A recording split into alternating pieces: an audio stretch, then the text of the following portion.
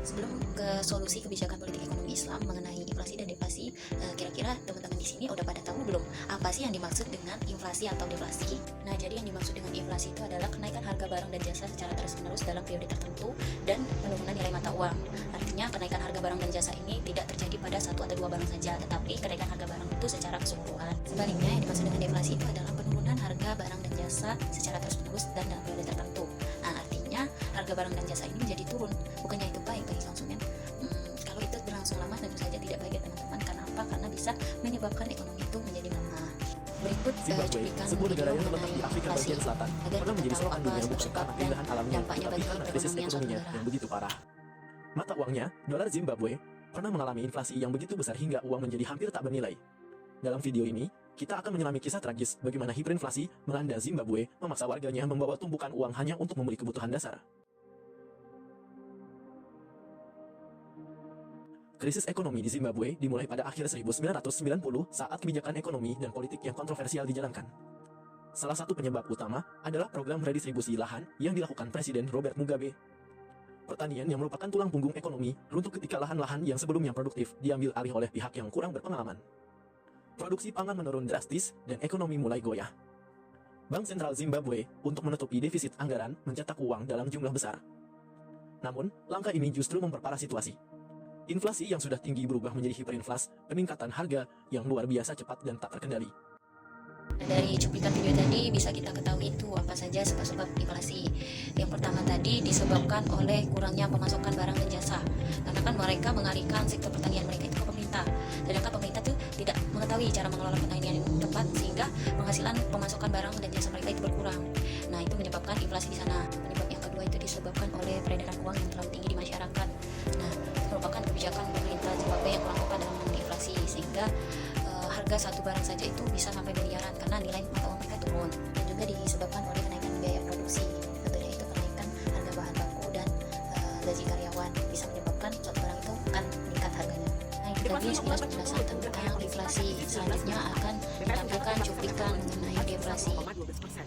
Deflasi beruntun dialami Indonesia sejak Mei 2024 lalu.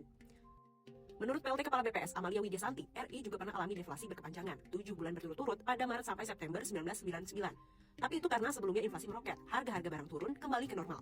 Nah, kata Amalia, deflasi 5 bulan pada 2024 ini didorong oleh penurunan harga, terutama komoditas pangan, mulai dari cabai, kentang, telur ayam, sampai daging ayam. Itu terjadi karena pasokan meningkat di masa panen, juga turunnya biaya produksi. Nah, dari video tadi bisa kita lihat penyebab terjadinya deflasi itu karena pasokan barang dan jasa itu meningkat, sehingga menyebabkan perusahaan itu menurunkan harga barang jasanya.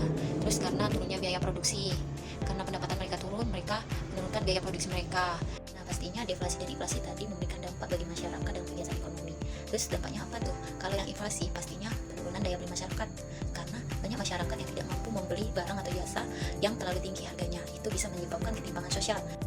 Adapun dampak dari deflasi, walaupun harga barang itu turun dan permintaan barang dan jasa itu meningkat, jadi otomatis berdampak pada kerugian pebisnis. Bisnis jadi rugi karena pendapatan mereka turun. Terus mereka bisa saja, sehingga mereka memotong produksi, bisa saja dengan mem-PHK karyawan. Nah, otomatis dari hal tersebut kan bisa meningkatkan pengangguran, terus juga bisa menyebabkan ekonomi suatu negara itu menjadi melambat. Nah, dari peristiwa deflasi dan inflasi tadi tentunya perlu solusi nih untuk menangani hal tersebut. Biasanya di kebijakan publik, responnya itu menekankan kepada kebijakan fiskal dan moneter. Sama halnya di solusi menurut politik ekonomi Islam, juga ada kebijakan fiskal dan moneter yang dirancangkan berdasarkan prinsip syariah untuk mencapai keadilan ekonomi dan stabilitas.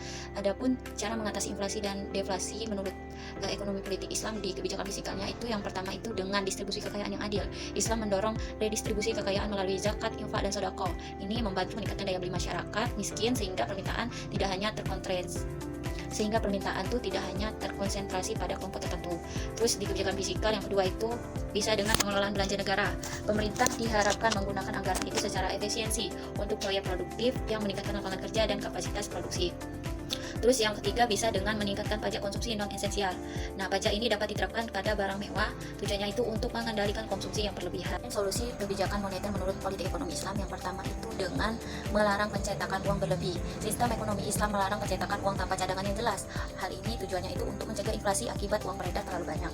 Kemudian bisa dengan menerapkan dirham dan dinar sebagai mata uang berbasis aset real. Tujuannya ini untuk menjaga nilai uang tersebut dari depresiasi tadi. Atau yang ketiga bisa dengan meningkatkan investasi berbasis bagi hasil kayak mudharabah dan musyarakah yang tujuannya untuk mendorong produktivitas sehingga bisa meningkatkan produksi barang dan jasa untuk mengimbangi permintaan. Nah, dari penjelasan tadi dapat kita simpulkan bahwa inflasi yang terlalu tinggi itu dapat merugikan daya beli masyarakat. Sedangkan deflasi yang terlihat menguntungkan karena harga murah, tetapi justru lebih memberikan sinyal bahaya bagi perekonomian karena bisa mengurangi keuntungan bisnis dan menciptakan pengangguran, sehingga berdampak pada perlambatan pertumbuhan ekonomi suatu negara. Oleh karena itu, Islam menawarkan beberapa solusi yang komprehensif tadi, yang tidak hanya mengatasi masalah inflasi dan depresi saja, tetapi juga menjaga keseimbangan sosial dan keadilan. Mungkin itu saja dari saya. Wassalamualaikum warahmatullahi wabarakatuh.